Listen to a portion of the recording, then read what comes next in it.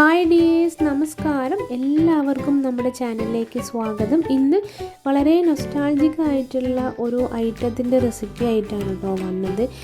എന്താ പറയുക, ഇത് കഴിക്കുമ്പോൾ നമ്മുടെ കുട്ടിക്കാലത്തിൻ്റെ സ്കൂളിലെ ഓർമ്മകളിലേക്കോ അല്ലെങ്കിൽ ഉത്സവ പറമ്പുകളിലെ ആ ഒരു ഓർമ്മയിലേക്കോ ഒക്കെ നമ്മളെ നയിക്കുന്ന ഒരു ഐറ്റമാണ് കേട്ടോ. വേറെ ഒന്നുമല്ല, പാലൈസിൻ്റെ റെസിപ്പി ആയിട്ടാണ് ഞാനിപ്പോൾ ഇന്ന് വന്നത്. എല്ലാവർക്കും ഇഷ്ടമാവും, എല്ലാവരും ഒരു തവണയെങ്കിലും കഴിച്ചിട്ടുണ്ടാവുന്ന ഒരു ഐറ്റമാണ് അല്ലേ. അപ്പം നമുക്ക് വീഡിയോയിലേക്ക് പോവാം. അപ്പം ഞാനിപ്പോൾ ഇവിടെ 1/2 ലിറ്റർ പാലാണ് കേട്ടോ എടുത്തത്. അതായത് 500 ml ഒരു പാക്കറ്റ് പാൽ. അതിൻ്റെ കൂടെ 2 ടേബിൾ സ്പൂൺ മൈദ എടുത്തിട്ടുണ്ട്. പിന്നെ ഏകദേശം ഒരു 1/2 മുതൽ 1/4 കപ്പോളം നമുക്ക് പഞ്ചസാര ആവശ്യം വരും. പിന്നെ നമുക്ക് എന്തായാലും തീർച്ചയായിട്ടും ഇത് ഒഴിവാക്കാൻ പറ്റാത്ത ഒരു സാധനമാണ് വാനില എസൻസ് കേട്ടോ. ഇത് ഉപയോഗിച്ചാൽ മാത്രമേ നമുക്ക് ആ ഒരു ടേസ്റ്റ് കിട്ടുള്ളൂ.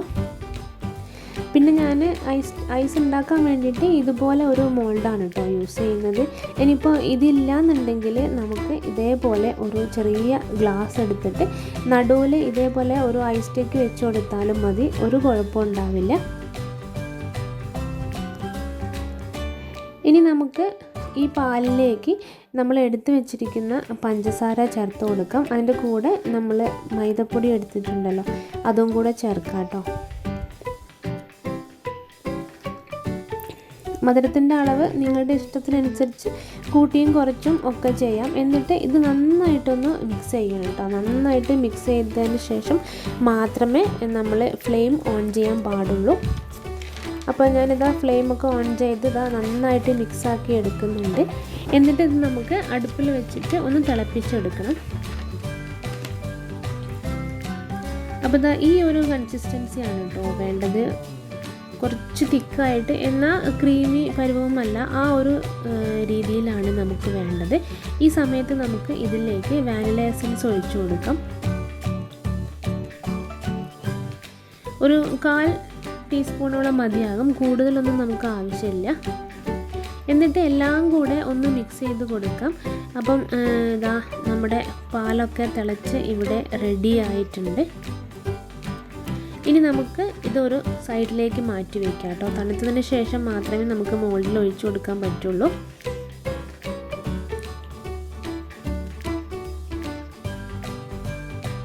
അപ്പം കുറച്ച് നേരം ഇതുപോലെ ഒന്ന് ഇളക്കി കൊടുക്കുക കേട്ടോ. അപ്പം മേലെ പാട പോലെ കെട്ടാതിരിക്കും. എന്നിട്ട് ഇതൊരു സൈഡിലേക്ക് മാറ്റി വയ്ക്കും. തണുത്തതിന് ശേഷം നമുക്കൊരു മോളിലേക്ക് ഒഴിച്ചു കൊടുക്കാം.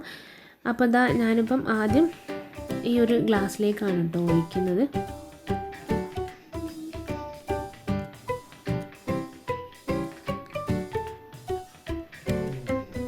ഈ ഒരു സൈസ് ഇല്ലയെന്നുണ്ടെങ്കിൽ നിങ്ങളത് ഏത് സൈസിലാണോ ഗ്ലാസ് ഉള്ളത് അതിലും നമുക്ക് ഇതേപോലെ ചെയ്തെടുക്കാൻ പറ്റും, ഒരു കുഴപ്പമുണ്ടാവില്ല.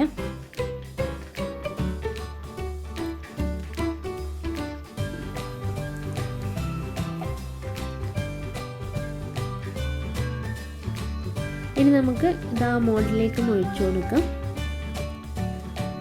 പിന്നെ പ്രത്യേകം ശ്രദ്ധിക്കേണ്ട കാര്യം, ഇത് എന്തായാലും ഫ്രീസറിൽ ഒരു 8 മണിക്കൂർ സെറ്റാകാൻ വെക്കണം. ഇനിയിപ്പം സമയമില്ലാത്തവരൊന്നും ഇതൊരിക്കലും ചെയ്യാൻ നിൽക്കരുത്.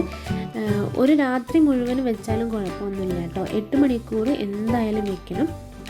അപ്പോൾ എനിക്കിവിടെ 5 ഐസാണ് കേട്ടോ കിട്ടിയത്. ഈ ഒരു 1/2 ലിറ്റർ പാലിൽ നിന്ന് 5 ഐസും പിന്നെ ഒരു ചെറിയ ഗ്ലാസ്സിലുള്ള ഒരു ഐസും.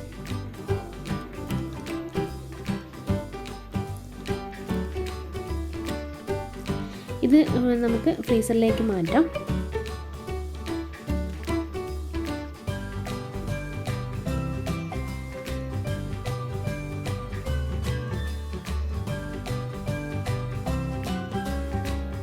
അപ്പോൾ ഞാനിപ്പം ഫ്രീസറിൽ നിന്ന് എടുത്തതാണ് കേട്ടോ. ഇത് ഏകദേശം ഞാനൊരു രാത്രി മുഴുവൻ വെച്ചതാണ്. അപ്പം ഇതുപോലെ പെട്ടെന്ന് ഇളക്കിയെടുക്കാൻ കഴിയില്ല. ഒരു 2-3 മിനിറ്റ് പുറത്തൊന്ന് വയ്ക്കുക. അല്ലെങ്കിൽ വെള്ളത്തിൻ്റെ പൈപ്പിൻ്റെ അടിയിൽ ഒന്ന് വെച്ച് കൊടുത്ത് ഒരു 2-3 മിനിറ്റ് ഒന്ന് വെള്ളം കാണിച്ചിട്ടുണ്ടെങ്കിൽ പെട്ടെന്ന് നമുക്ക് ഇതുപോലെ ഇളക്കിയെടുക്കാൻ പറ്റും.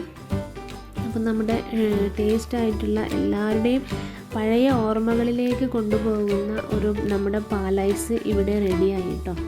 എല്ലാവരും ഒന്ന് ട്രൈ ചെയ്ത് നോക്കണം, എന്തായാലും ഇഷ്ടമാവും.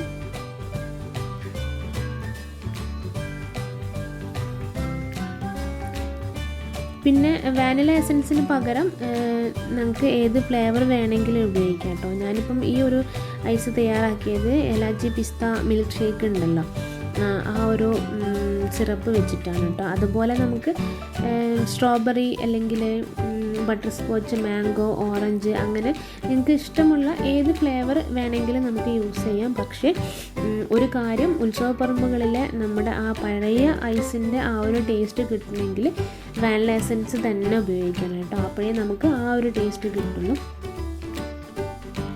അപ്പം ഇന്നത്തെ വീഡിയോ എല്ലാവർക്കും ഇഷ്ടമായി എന്ന് വിചാരിക്കുന്നു. അപ്പം എല്ലാവരും ഒരു തവണയെങ്കിലും എന്തായാലും ഇതൊന്ന് ട്രൈ ചെയ്ത് നോക്കണം.